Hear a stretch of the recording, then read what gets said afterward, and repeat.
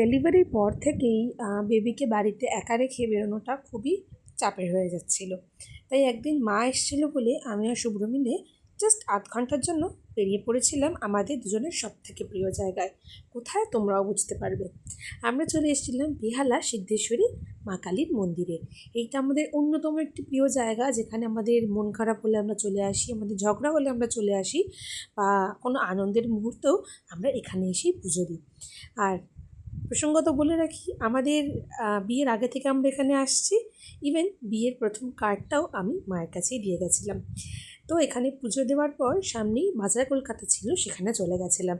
এখন শপিং করতে যাওয়া মানেই প্রথমেই বেবির জন্য কিছু কেনাকাটা করা। তো দেখতে দেখতে বেবিদের সেকশনে চলে গেছিলাম, গিয়ে আমার টোটাল মাথা খারাপ হয়ে গেছিলো কোনটা ছেড়ে কোনটা নেব। ব্যাস শপিং করে দুজনে বাড়ি ফিরলাম। কেমন লাগলো ব্লগটা অবশ্যই কমেন্ট করে জানিও। আজকের মতো টাটা।